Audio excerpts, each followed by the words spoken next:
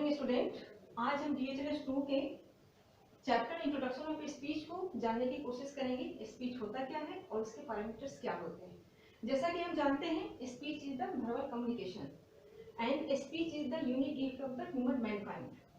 तो इसमें स्पीच के कंपोनेंट को अगर हम देखें तो इसके टू मेजर कंपोनेंट होते हैं। एक नंबर 1 में हो गया आर्टिकुलेटर एबिलिटी,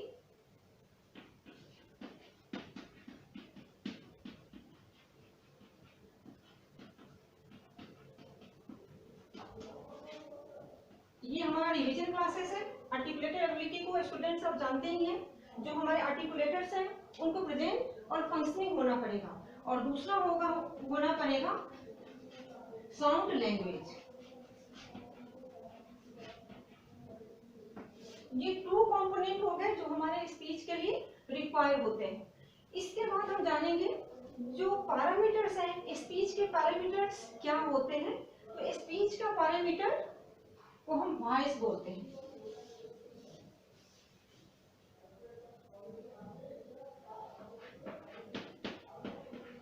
तो हम वॉइस को भी जानना चाहेंगे कि वॉइस होता क्या है। तो voice is the sound produced by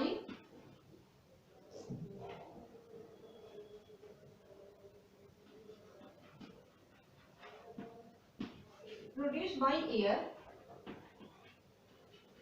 and modified by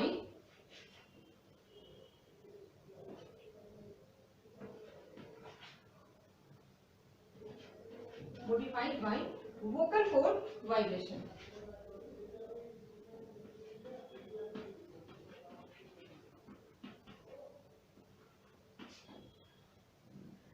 अगर हमको साउंड वॉइस को डिफाइन करना चाहेंगे तो ये वॉइस का एक साउंड है, एक एयर स्ट्रीम होता है जहाँ पे हमारे वोकल, यहाँ पे हम देखना चाहेंगे लेरिंग्स में, यहाँ से रेस्पिरेटरी एयर आ रहा है, यहाँ पे एयर स्ट्रीम हमारा जो वोकल कॉर्ड वाइब्रेट होता है तो ये कन्वर्ट होके एयर कॉफ में कन्वर्ट हो जाता है और साउंड प्रोड्यूस होता है।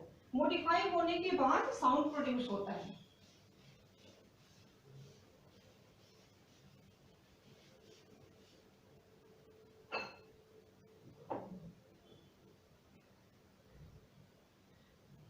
अब हम जानेंगे पैरामीटर ऑफ वॉइस। वॉइस की क्या क्या पैरामीटर्स होते हैं। Number 1 pitch. पिच को डिफाइन करने के लिए हमको जानना पड़ेगा कि पिच होता क्या है। पिच में हमारे जो वोकल कॉर्ड्स हैं ये पर सेकेंड कितने टाइम्स वाइब्रेट होता है। जैसा कि हम जानते हैं जब हमारा रेस्पिरेटरी एयर यहाँ से पासेस होता है तो यहाँ वोकल कॉर्ड वाइब्रेट होता है, वो भी बहुत फास्ट रेट में वाइब्रेट होता है। अल्टरनेटिव वाइब्रेट होता ही रहता है। तो ये वाइब्रेशन का अमाउंट जितना ज्यादा होगा पिच उतना ही ज्यादा होगा। इसलिए पिच हमेशा एज और लैंग्वेज के हिसाब से, एज एंड जेंडर के हिसाब से डिफरेंट होता है। अगर हम चाइल्ड की बात करें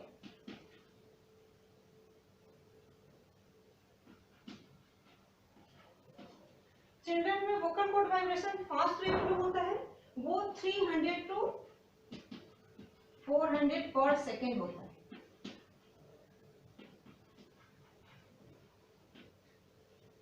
वहीं एक मैन में देखें तो 80 to 180 पर सेकेंड, और वहीं वुमेन में देखें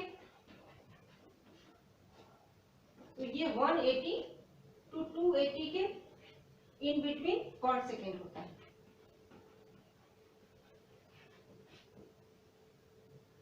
ये हमारे एज और जेंडर के हिसाब से चेंजिंग होते हैं। सपोज ये चिल्ड्रन है, इसका जब इसका एज कम होगा इसमें पिच की क्वांटिटी हाई होगी, लेकिन जैसे जैसे ये बड़ा होगा इसका पिच चेंज हो जाएगा।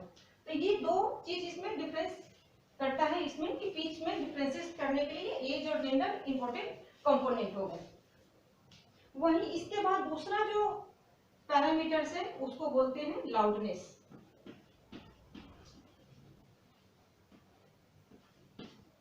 Loudness is also parameters of speech.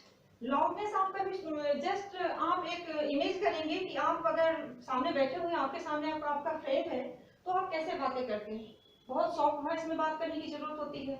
वही कोई आपका फ्रेंड आपसे बहुत फार अवे हो तो आपको अपना वॉइस लाउड करना पड़ता है। तो इसके लिए भी लाउडनेस के लिए हमको हमेशा रिस्पिरेटरी ईयर की जरूरत होती है। अगर रिस्पिरेटरी सिस्टम ठीक नहीं है तो हमारा वॉइस लाउड नहीं होगा। तो रिस्पिरेटरी ईयर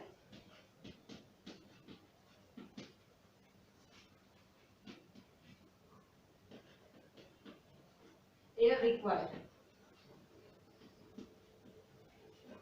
लाउडनेस के लिए। अगर हमको सॉफ्ट वॉइस चाहिए तो उस समय हमें लेस रिस्पिरेटरी एयर की जरूरत होती है। अगर हमको लाउडनेस चाहिए तो हमको हाई अमाउंट रिस्पिरेटरी एयर की जरूरत होती है।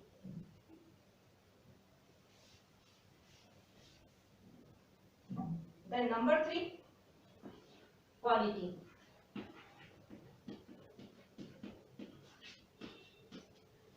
जैसा कि स्टूडेंट कभी कभी हम फील करते हैं कि कभी कभी हमारा साउंड चेंज होता है, कभी हमारा साउंड मेटालिक होता है, कभी हार्श होता है, कभी नेजल होता है। तो ये हमारा वॉइस कभी कभी चेंज होता रहता है। तो इसमें क्वालिटी में देखेंगे तो इसका अलग अलग क्वालिटी है। आपका ब्रीदी साउंड होगा, ब्रीदी वॉइस होगा, मेटालिक, हार्श,